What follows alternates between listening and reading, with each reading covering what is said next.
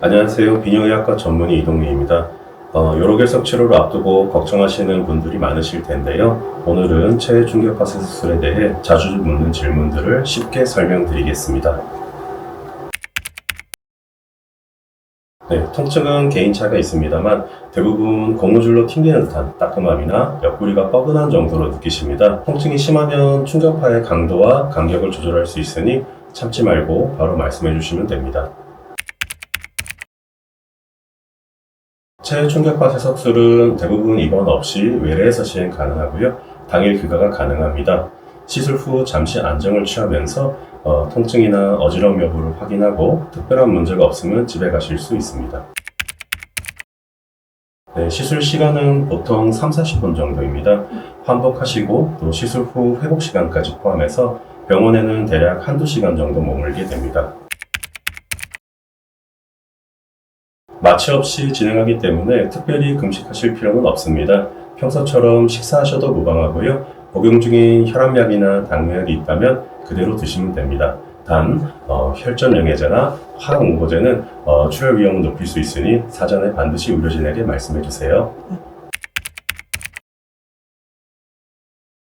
네, 충격파는 결석 위치에 초점을 맞춰 진행하기 때문에 움직이지 않는 것이 중요합니다. 시술 중에 통증이 있거나 기침이 나올 것 같으면 손을 들어 알려주세요. 잠시 멈추고 위치를 다시 확인한 뒤 안전하게 진행하겠습니다.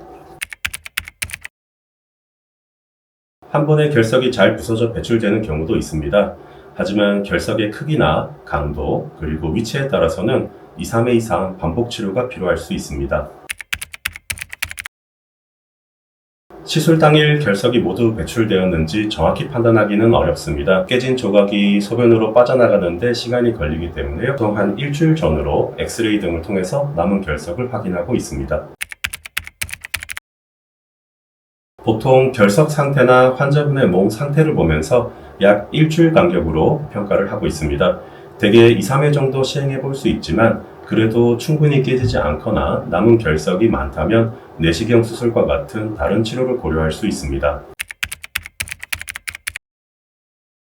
네, 체외충격파 세석술은 영상으로 결석 위치를 확인한 다음 충격파를 결석에 집중시키는 치료거든요. 그래서 대체로 안전하게 진행할 수 있지만 일시적으로 혈류라든가 옆구리 통증, 피부멍 같은 게 생길 수 있고 또 드물게는 출혈 같은 합병증이 생길 수 있습니다. 그래서 시술 전에 약 복용 여부라든가 감염 여부, 혈압 상태 등을 확인하고 진행하고 있습니다. 네, 그런 경우에는 수술적 치료를 고려할 수 있습니다. 결석이 너무 크거나 단단해서 이 체외충격파로 잘 깨지지 않는 경우는 내시경으로 결석을 직접 보면서 레이저로 부수는 치료가 더 효과적일 수 있습니다. 네, 시술 후 혈뇨는 비교적 흔하게 있을 수 있습니다. 물을 충분히 드시고 안정을 취하시면 며칠 내에 점차 옅어집니다. 다만 혈뇨가 점점 진해진다거나 오래 지속될 경우에는 병원에 연락을 주세요.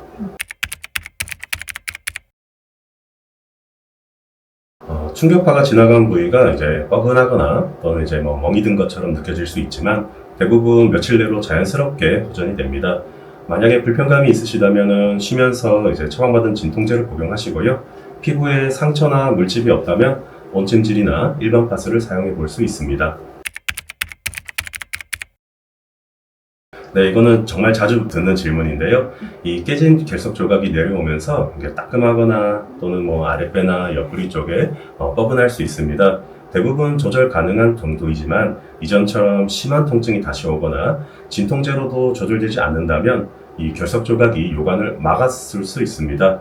이런 경우에 내원을 해주시면 통증 조절은 저희가 하겠습니다.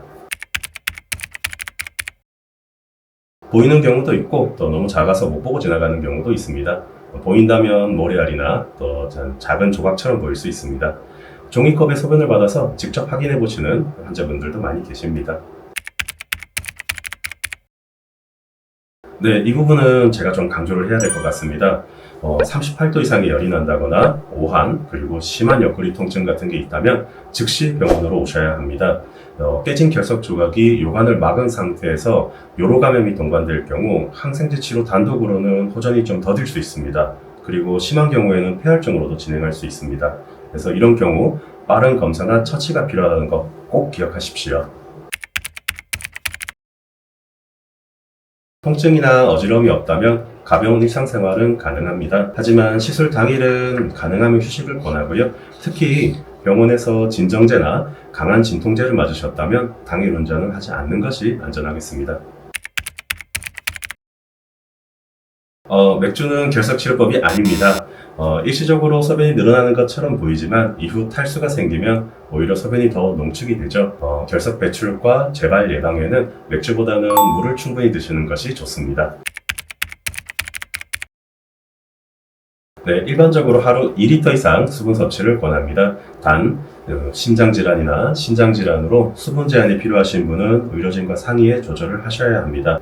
커피나 차를 조금 마시는 것은 괜찮지만 물 대신으로 생각하지는 않으시는 것이 좋고요. 당분이 많은 음료는 줄이는 것이 좋겠습니다. 몸 상태가 괜찮다면 걷기나 가벼운 계단 오르기 같은 활동이 이제 결석 조각 배출에 도움이 될 수 있습니다. 다만 시술 당일에는 무리하지 않는 것이 좋고요. 만약 혈뇨가 심하거나 통증, 어지러움이 있다면 운동은 쉬는 것이 좋겠습니다.